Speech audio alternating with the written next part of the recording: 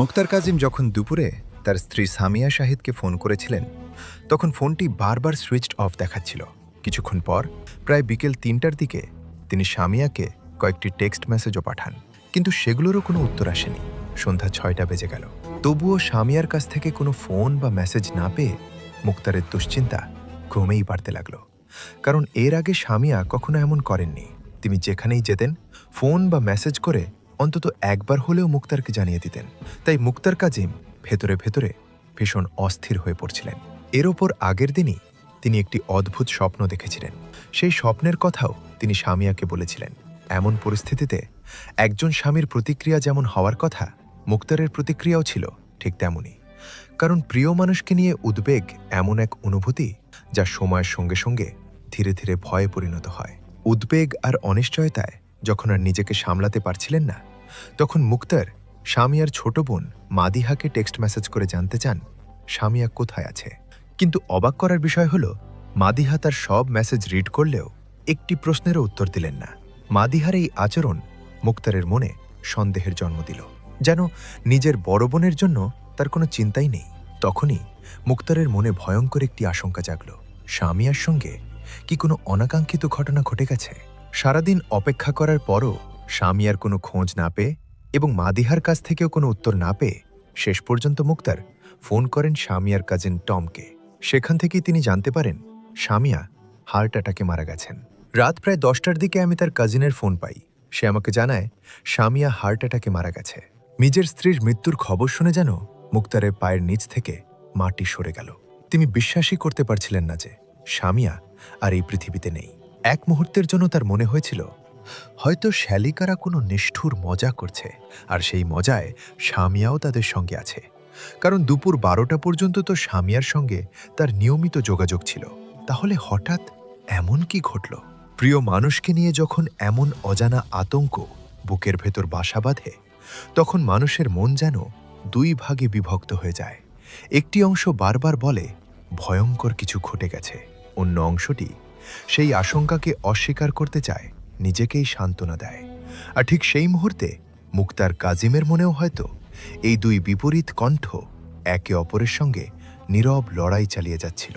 একটি মন সত্যটা জানতে চাইছিল, আর অন্যটি সেই সত্যকে মেনে নিতে অস্বীকার করছিল।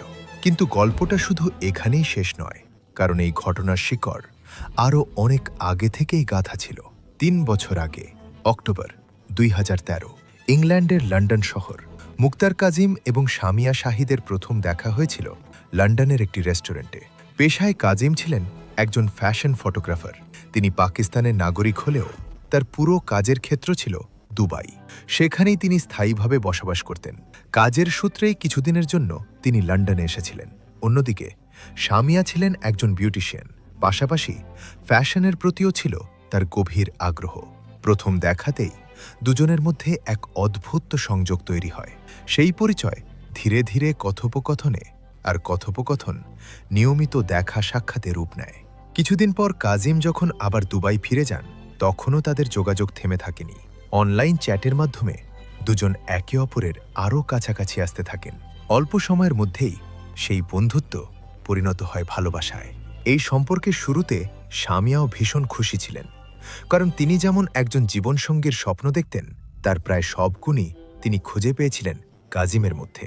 ভালোবাসা এতটাই গভীর হয়ে উঠেছিল যে প্রথম পরিচয়ের মাত্র 11 মাসের মাথায় ৭ সেপ্টেম্বর ২০১৪ সালে ইংল্যান্ডের ওয়েস্ট ইয়র্কশায়ারের ব্র্যাডফোর্ড শহরে তারা বিবাহবন্ধনে আবদ্ধ হন।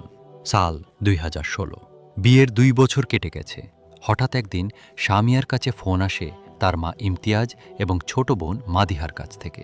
তারা জানায় সামিয়ার বাবা মোহাম্মদ শাহিদের শারীরিক অবস্থা খুবই খারাপ। সামিয়ার মা বলেন, দীর্ঘদিনের ডায়াবেটিসের কারণে তার বাবার অবস্থা দিন দিন অবনতি হচ্ছে। এমনকি চিকিৎসকরাও আশঙ্কা করছেন হয়তো তার হাতে আর খুব বেশি সময় নেই। বাবাকে সামিয়া ভীষণ ভালোবাসতেন, তাই এই খবর শুনে তিনি ভেঙে পড়েন। সেই কঠিন সময়ে বাবার পাশে থাকা তার কাছে সবচেয়ে জরুরি হয়ে ওঠে। এদিকে তার ছোট বোন মাদিহা আগেই সামিয়ার জন্য পাকিস্তানের বিমানের টিকিট বুক করে রেখেছিল। সবকিছু মুক্তার কাজিমকে জানিয়ে আর এক মুহূর্তও দেরি না করে সামিয়া পাকিস্তানের পান্দরি গ্রামের উদ্দেশ্যে রওনা হন। কিন্তু কেউ তখনও জানত না এই যাত্রাই হয়তো তার জীবনের শেষ যাত্রা হতে চলেছে। কারণ পাকিস্তানে যাওয়ার 6 দিন পর দুবাইয়ে ফেরার ঠিক একদিন আগে হঠাৎ করেই মুক্তার কাজিমের সঙ্গে শামিয়ার সব ধরনের যোগাযোগ বিচ্ছিন্ন হয়ে যায়। শামিয়ার ফোন বন্ধ। মাদিহা সব মেসেজ পড়ছেন, কিন্তু একটি উত্তরও দিচ্ছেন না। আর তারপর হঠাৎ আসে সেই ভয়ঙ্কর খবর, শামিয়া আর বেঁচে নেই। মাত্র কয়েক ঘন্টার ব্যবধানে মুক্তার কাজিমের জীবনের পুরো ছবিটাই যেন বদলে গেল। কেউ তখন কল্পনাও করতে পারেনি এই ঘটনাই একদিন এমন একটি মামলায় পরিণত হবে যা পুরো পাকিস্তানকে নাড়িয়ে দেবে। এমন একটি মামলা যার তদন্তে একসময় দুই দেশের সরকারকেও যুক্ত হতে হয়েছিল। আর এখান থেকেই শুরু হয় এমন এক গল্প যেখানে সত্য আর মিথ্যার মাঝের সীমারেখা ধীরে ধীরে ঝাপসা হয়ে যায়। আসলে শামিয়া শাহিদের সঙ্গে কি ঘটেছিল আর কে লিখেছিল তার জীবনের করুণ পরিণতি? Welcome to the show. আর আপনি দেখছেন শামিয়া শাহিদ কেস। 1987 সাল, ব্র্যাডফোর্ড, যুক্তরাজ্য। শামিয়া শাহিদের জন্ম হয়েছিল ইংল্যান্ডের ব্র্যাডফোর্ড শহরে। সেখানেই কেটেছে তার শৈশব, সেখানেই সম্পন্ন হয় তার স্কুল জীবন। বাড়ির সবার আদরের মেয়ে ছিলেন শামিয়া, আর সবচেয়ে বেশি স্নেহ করতেন তার বাবা মোহাম্মদ শাহিদ। মেয়ের প্রতি তার ভালোবাসা ছিল নিঃস্বার্থ। শামিয়ার প্রতিটি ইচ্ছা, প্রতিটি স্বপ্ন পূরণ করার সর্বোচ্চ চেষ্টা করতেন তিনি। মেকআপ আর ফ্যাশনের পাশাপাশি শামিয়ার আরেকটি বড় শখ ছিল গাড়ি চালানো। ড্রাইভিং ছিল ওর নেশার মতো। গাড়ি চালাতে সে ভীষণ ভালোবাসত। শামিয়ার পরিবারের আদি বাড়ি ছিল পাকিস্তানের ঝেলম জেলার পান্দরি গ্রামে। তবে পরে তারা যুক্তরাজ্যের ব্র্যাডফোর্ডে স্থায়ীভাবে বসবাস শুরু করেন। ব্র্যাডফোর্ডে শামিয়ার বাবার ছিল একটি কার রেন্টাল ব্যবসা। তার এক চাচা পরিচালনা করতেন একটি রেস্টুরেন্ট, আর আরেক চাচা ছিলেন ফুলের ব্যবসায়ী। সব মিলিয়ে শামিয়ার পুরো পরিবার যুক্তরাজ্যে ছিল প্রতিষ্ঠিত, প্রভাবশালী এবং আর্থিকভাবে অত্যন্ত সচ্ছল। 25 বছর পর, সাল 2012, অর্থাৎ মুক্তার কাজিমের সঙ্গে শামিয়ার পরিচয়েরও 1 বছর আগে, পরিবারের বড় মেয়ে হওয়ায় তখন থেকেই শামিয়ার বিয়ের জন্য বিভিন্ন প্রস্তাব আসতে শুরু করে। সেই প্রস্তাবগুলোর মধ্যে একটি ছিল তারই চাচাতো ভাই মোহাম্মদ শাকিলের। শাকিলের বাড়িও ছিল পাকিস্তানের পান্দরি গ্রামে। যদিও শামিয়ার পরিবার তখন বহু বছর ধরে ব্র্যাডফোর্ডে বসবাস করছিল, তবু এই সম্পর্ক নিয়ে পরিবারের সবাই খুবই আনন্দিত ছিলেন। আর সবচেয়ে বেশি খুশি হয়েছিলেন শামিয়ার বাবা। কিন্তু শামিয়া মনের গভীরে এই সম্পর্কের জন্য মোটেও প্রস্তুত ছিলেন না। তবুও পরিবারের সুখের কথা ভেবে তিনি সরাসরি না বলতে চাননি, বরং তিনি বাবার কাছে কিছুটা সময় চাইলেন। তিনি বললেন, এত বড় সিদ্ধান্ত নেওয়ার আগে তিনি পুরো পরিবারের সঙ্গে পাকিস্তানে গিয়ে শাকিলের সঙ্গে একবার দেখা করতে চান। মেয়ের এই ইচ্ছাকে সম্মান জানালেন তার বাবা। এরপর পুরো পরিবার যুক্তরাজ্য থেকে পাকিস্তানের উদ্দেশ্যে রওনা হল। লক্ষ্য, শাকিল এবং তার পরিবারের সঙ্গে সরাসরি দেখা করা। দুই পরিবার এমনিতেই আত্মীয় ছিল। দীর্ঘদিনের পারিবারিক সম্পর্কের কারণে তারা একে অপরকে খুব ভালোভাবেই চিনতেন। কিন্তু কেউই তখন বুঝতে পারেনি এই সফরই একদিন এমন এক ঘটনার সূচনা করবে যা রেশ ছড়িয়ে পড়বে দুই দেশের সীমানা পেরিয়ে। শেষ পর্যন্ত দুই পরিবারই দ্রুত শামিয়া এবং শাকিলের বিয়ে সম্পন্ন করার সিদ্ধান্ত নেয়। শামিয়া ছোটবেলা থেকেই শাকিলকে চিনতেন, কারণ শাকিল ছিল তারই চাচাতো ভাই। কিন্তু পরিচিত হলেও তাকে জীবনসঙ্গী হিসেবে কখনোই ভাবতে পারেননি শামিয়া। এই বিষয়টি তিনি নিজের ঘনিষ্ঠ বন্ধু শামাকেও টেক্সট মেসেজে জানিয়েছিলেন। তবুও পরিবারের সুখের কথা ভেবে নিজের মনের ইচ্ছাকে চাপা দিয়ে শেষ পর্যন্ত এই বিয়েতে রাজি হয়ে যান তিনি। এরপর পরিবারের সঙ্গে ব্র্যাডফোর্ডে শুরু হয় বিয়ের প্রস্তুতি। পাকিস্তানি মার্কেট থেকে নিজের বিয়ের পোশাক, গয়না এবং প্রয়োজনীয় সব কেনাকাটা শেষ করে 2012 সালের 18 ফেব্রুয়ারি আত্মীয় স্বজনদের সঙ্গে তিনি আবার পাকিস্তানের উদ্দেশ্যে রওনা হন। চারদিকে তখন বিয়ের উৎসবের আমেজ। একের পর এক আত্মীয় স্বজন এসে পৌঁছাতে থাকেন। অবশেষে 2012 সালের 27 ফেব্রুয়ারি সম্পন্ন হয় শামিয়া ও শাকিলের নিকাহ। দুই পরিবারই ছিল ভীষণ আনন্দিত। এমনকি শামিয়ার বাবা মোহাম্মদ শাহিদ বিয়ের উপহার হিসেবে পান্দরি গ্রামের নিজের একটি বাড়ি নবদম্পতিকে দিয়ে দেন। বিয়ের পর শামিয়া ও শাকিল সেই বাড়িতেই একসঙ্গে থাকতে শুরু করেন। আর কয়েকদিন পর শামিয়ার পরিবার ফিরে যায় ইংল্যান্ডের ব্র্যাডফোর্ডে। কিন্তু বাড়ি ফিরে গেলেও শামিয়ার মনের ভেতরের চাপ একটুও কমেনি। যে কথাগুলো তিনি পরিবারের কাউকে বলতে পারছিলেন না, সেগুলোই ধীরে ধীরে নিজের বন্ধুদের সঙ্গে ভাগ করে নিতে শুরু করেন। কখনো টেক্সট মেসেজে, আবার কখনো ভয়েস নোটে তিনি নিজের কষ্টের কথা খুলে বলতে থাকেন। এদিকে শাকিলের অনুরোধে সামিয়া ব্র্যাডফোর্ডে তার যুক্তরাজ্যের ভিসার আবেদনও করে দেন, কারণ শাকিলও চেয়েছিল একদিন সামিয়ার সঙ্গে ইংল্যান্ডে গিয়ে স্থায়ীভাবে বসবাস করতে। কিন্তু দুজন দুই দেশে থাকলেও সামিয়ার জীবনের ওপর শাকিলের নিয়ন্ত্রণ একটুও কমেনি। প্রতিদিনই সে ভিডিও কলে যোগাযোগ করত, কখনো খোঁজ খবর নেওয়ার অজুহাতে, আবার কখনো সামিয়ার প্রতিটি ছোট বড় বিষয় নজরদারি করার জন্য। সে জানতে চাইত সামিয়া কোথায় যাচ্ছে, কার সঙ্গে দেখা করছে, কি পোশাক পরেছে। মনে হচ্ছিল সামিয়ার নিজের জীবনের ওপর তার আর কোনো অধিকারই নেই। সবকিছুর নিয়ন্ত্রণ যেন চলে গেছে শাকিলের হাতে। দিনের পর দিন এই পরিস্থিতি সহ্য করতে করতে সামিয়া মানসিকভাবে ভেঙে পড়তে থাকেন। বন্ধুদের তিনি জানান তিনি এমন এক বিয়েতে আটকে গেছেন যেখান থেকে বেরিয়ে আসার কোনো পথ দেখতে পাচ্ছেন না। ধীরে ধীরে তিনি গভীর বিষণ্ণতার দিকে ডুবে যেতে থাকেন।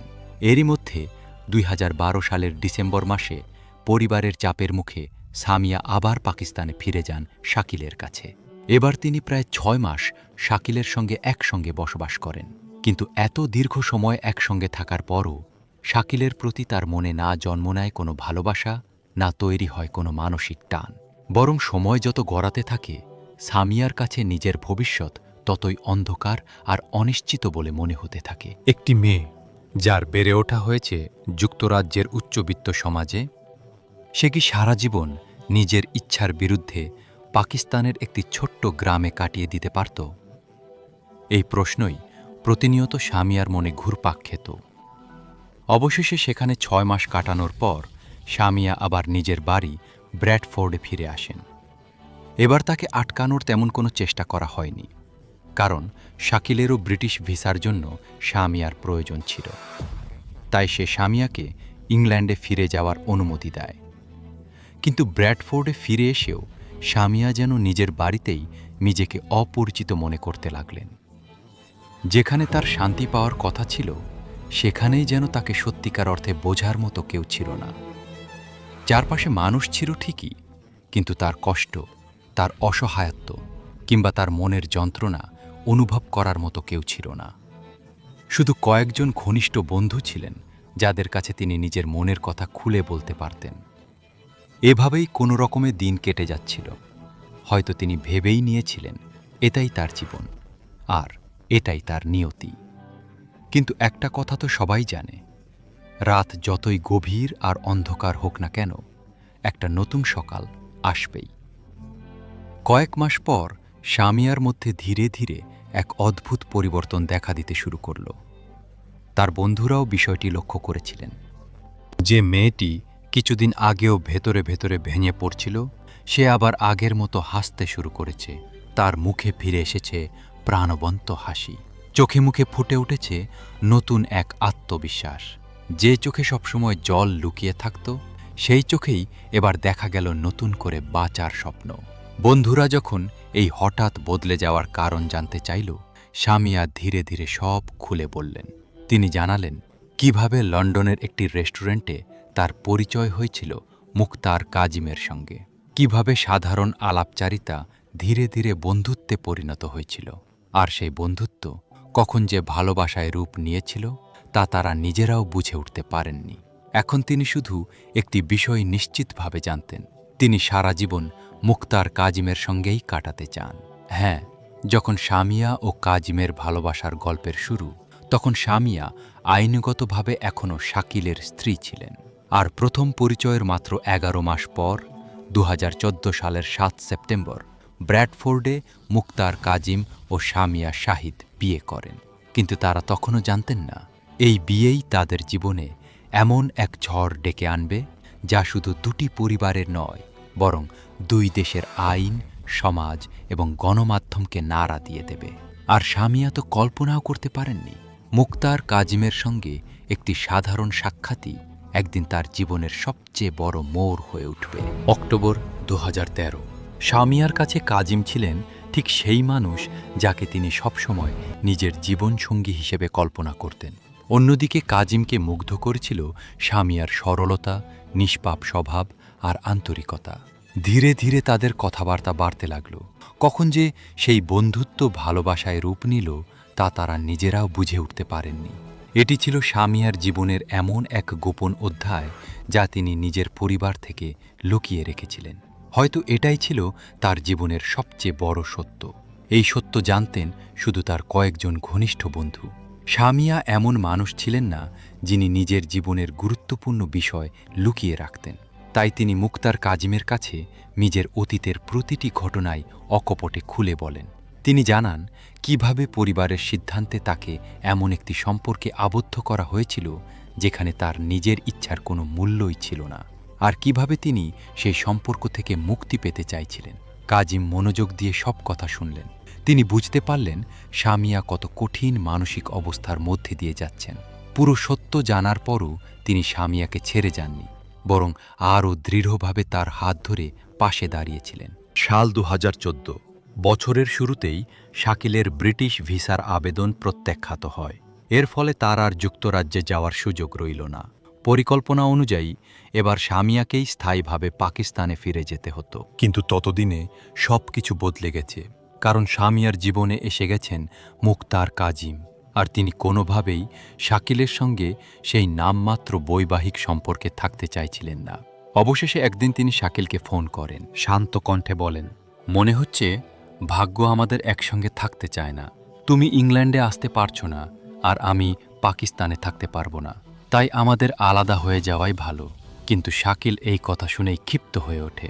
সে স্পষ্ট জানিয়ে দেয় সে কোনোভাবেই তালাক দেবে না। সামিয়া চাননি এই বিষয়টি তার বাবা জানতে পারেন।